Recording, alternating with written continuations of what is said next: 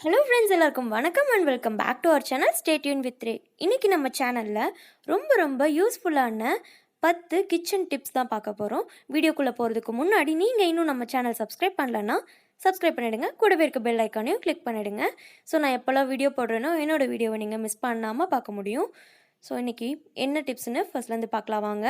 Tip number 1 என்னென்னா, நம்ம இஞ்சியை நார்மலாக யூஸ் பண்ணுறதை விட இந்த மாதிரி ஒரு கப்பில் தண்ணி ஊற்றிட்டு அந்த தண்ணியில் மூழ்கிற அளவுக்கு அந்த இஞ்சியை ஜஸ்ட் கழுவிட்டு அந்த தண்ணியில் ஆட் பண்ணிக்கோங்க. இந்த மாதிரி ஆட் பண்ணி ஃப்ரிட்ஜில் வச்சிட்டிங்கன்னா 2 நாளைக்கு ஒரு தடவை தண்ணி மாற்றி மாற்றி வைக்கும்போது இஞ்சி நமக்கு எப்போவுமே ஃப்ரெஷ்ஷாகவே இருக்கும். ஒரு வாரம் வரைக்குமே நமக்கு இது ஃப்ரெஷ்ஷாகவே இருக்கும். ட்ரை பண்ணி பாருங்கள். டிப் நம்பர் 2 என்னென்னா, நம்ம தினமுமே மிக்ஸி ஜார் எதுக்காவது யூஸ் பண்ணிகிட்டே தான் இருப்போம். அந்த மாதிரி பண்ணும்போது மிக்ஸி ஜாரில் ஷார்ப்னஸ் குறைய சான்ஸ் இருக்குது. இந்த மாதிரி கல்லுப்பு போட்டு அரைச்சி வச்சுக்கிட்டிங்கன்னா ஷார்ப்னஸ் நல்லாயிருக்கும். டிப் நம்பர் 3 என்னென்னு பார்த்தீங்கன்னா, மிக்ஸி ஜாரில் நமக்கே தெரியாமல் அங்கங்கே இடுக்குலலாம் அழுக்கு கரை ஏதாவது இருக்கும். அந்த மாதிரி கரையெல்லாம் ரிமூவ் பண்ணுறதுக்கு இந்த மாதிரி முட்டையோட ஓடை போட்டு தண்ணி கொஞ்சமாக ஊற்றி நல்லா அரைச்சிட்டிங்கன்னா போயிடும். டிப் நம்பர் 4 என்னென்னு பார்த்தீங்கன்னா, இந்த மாதிரி நான்ஸ்டிக் பேன் எதுலேயுமே நம்ம ரொம்ப ஹார்டாக தேய்ச்சி கழுவ மாட்டோம். அதனால் பார்த்திங்கன்னா இந்த மாதிரி அங்கங்கே அந்த எண்ணெய் பிசுக்கெல்லாம் இருக்கும். நம்ம இதுக்கு கம்பி நாரும் போட முடியாது. ஸோ நம்ம லேசாக தான் அதை கழுவி வச்சுருப்போம். இதுக்கு என்ன டிப்னு பார்த்தீங்கன்னா, இந்த பேனை அடுப்பில் வச்சுட்டு நம்ம நல்லா ஃபுல்லாக தண்ணி ஊற்றிக்க போகிறோம். நம்ம பணியாரக்கல் மட்டும் இல்லை, வடைச்சட்டி, ஃப்ரையிங் பேன், தோசை தவா எதுவாக இருந்தாலுமே இந்த மாதிரி கரை இருந்ததுன்னா இந்த மாதிரி நல்லா ஃபுல்லாக தண்ணி ஊற்றி கொதிக்க விட்டுருங்க. இந்த மாதிரி நல்லா கொதித்து வந்ததும் ஸ்டவ் ஆஃப் பண்ணிவிட்டு அந்த சூட்லேயே கொஞ்சம் நேரம் விட்டுட்டிங்கன்னா நீங்கள் நல்லா பார்க்கும்போது உங்களுக்கே தெரியும். கையே வைக்க வேண்டியதில்லை, அதில் இருக்க கரை எல்லாமே அதுவே விட்டுருக்கும். பாருங்கள், தெரியுதா உங்களுக்கு? நான் ஸ்பூனில் எடுத்து காட்டுறேன் பாருங்கள். அந்த தண்ணியில் அதுவே விட்டு வந்திருக்கு இந்த மாதிரி. ஸோ இந்த டிப் கண்டிப்பாக நிறைய பேருக்கு யூஸ்ஃபுல்லாக இருக்கும்னு நினைக்கிறேன். ட்ரை பண்ணி பாருங்கள். டிப் நம்பர் 5 என்னென்னு பார்த்தீங்கன்னா, நம்ம வெசல்லாம் வாஷ் பண்ணி வச்சுருப்போம். அது கூடவே இந்த மாதிரி சின்ன சின்ன ஐட்டம் ஸ்பூனு, ஃபோக்கெலாம் நம்ம வாஷ் பண்ணி வைக்கும்போது எடுக்கிறதுக்கு ரொம்பவே சிரமமாக இருக்கும்.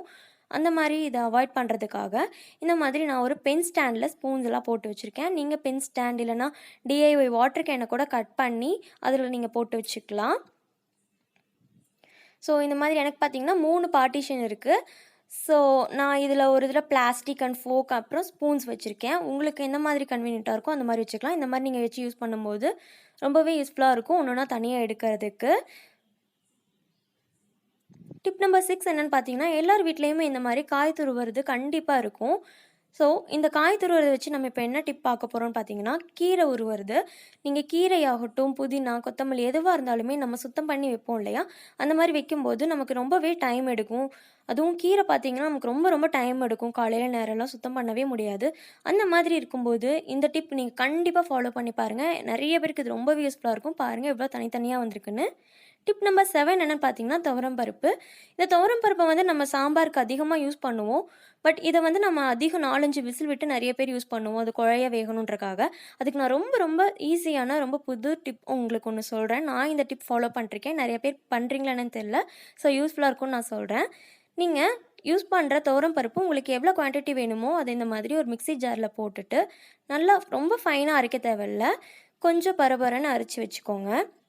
இந்த மாதிரி அரைச்சி வைக்கும்போது டைரெக்டாக நீங்கள் தண்ணி ஊற்றி விசில் விடும்போது ரொம்பவே நல்லா ஒரே விசிலில் நல்லா சாஃப்டாக குழைய வெந்து வந்துடும். ட்ரை பண்ணி பாருங்கள். கடைய கூட வேண்டியதில்லை. இதை நீங்கள் வேணுங்கிற அளவுக்கு அரைச்சி ஸ்டோர் கூட பண்ணி வச்சுக்கலாம். நான் அந்த மாதிரி தான் பண்ணுவேன். டிப் நம்பர் 8 என்னென்னு பார்த்தீங்கன்னா, இந்த மாதிரி நம்ம ஏதாவது திங்ஸ் வாங்கிட்டு வந்திருப்போம் கடையிலேருந்து. ஒன்ஸ் ஓப்பன் பண்ணதுக்கப்புறம் அது நம்ம என்ன தான் இப்படி பேண்டு போட்டு வச்சாலுமே நமக்கு உள்ளே ஏதாவது பூச்சி போகிற சான்ஸ் இருக்குது. அதுக்கு நான் என்ன பண்ணுறேன்னு பார்த்தீங்கன்னா, ஒரு அடுப்பை ஆன் பண்ணிவிட்டு அதில் ஒரு கத்தியை வச்சு சூடு பண்ணிக்கிறேன். கத்தி நல்லா சூடானதுமே அந்த கவர் மேலே வச்சு நம்ம சீல் பண்ணிக்க போகிறோம். சீலிங் மிஷின் இல்லாட்டி கூட நம்ம இந்த மாதிரி சீல் பண்ணிக்க முடியும். பாருங்கள் எவ்வளோ அழகாக சீலாகி வந்திருக்குன்னு. ஒன்று கூட வெளியே வராது. இந்த மாதிரி நீங்கள் எல்லாத்துக்குமே ட்ரை பண்ணலாம். மசாலா பேக்கெட் எதுவாக இருந்தாலுமே நீங்கள் ஸ்நாக்ஸு கூட ட்ரை பண்ணி பார்க்கலாம். எதுவுமே நவுத்து போகாமல் நீட்டாக வாங்கின மாதிரியே இருக்கும். ட்ரை பண்ணி பாருங்கள். டிப் நம்பர் 9 என்னென்னு பார்த்தீங்கன்னா, நம்ம வீட்டில் நிறைய இந்த மாதிரி யூஸ் இல்லாத ப்ரஷஸ் நிறையா இருக்கும். Tooth brush. அந்த ப்ரஷ்ஷில் ஒன்று எடுத்துகிட்டு இந்த மாதிரி அடுப்பில் லைட்டாக தீயில காட்டிட்டு இந்த மாதிரி பெண்ட் பண்ணிக்கோங்க. ரொம்ப சூடும், அதனால் இந்த மாதிரி ஃபோக்கெல்லாம் ஸ்பூன் ஏதாவது ஹெல்ப் வச்சுட்டு நீங்கள் நல்லா பெண்ட் பண்ணிக்கோங்க. இந்த மாதிரி இது எதுக்குன்னு பார்த்தீங்கன்னா, கிளீனிங் பர்ப்பஸ்க்கு நம்ம ப்ரஷ்ஷை வந்து எல்லா பக்கமும் ஒரே மாரி நம்மளால க்ளீன் பண்ண முடியாது. இந்த மாதிரி ஜார்ல எடுத்துக்கிட்டிங்கன்னா, நம்மளால உள்ள வந்து கைய விட்டும் க்ளீன் பண்ண முடியாது. அந்த மாதிரி இருக்கும்போது, இந்த ப்ரஷ் வச்சு இப்படி ஈஸியா க்ளீன் பண்ண முடியுது. பாருங்க எவ்வளோ நல்லா எடுத்து வந்துருச்சுன்னு.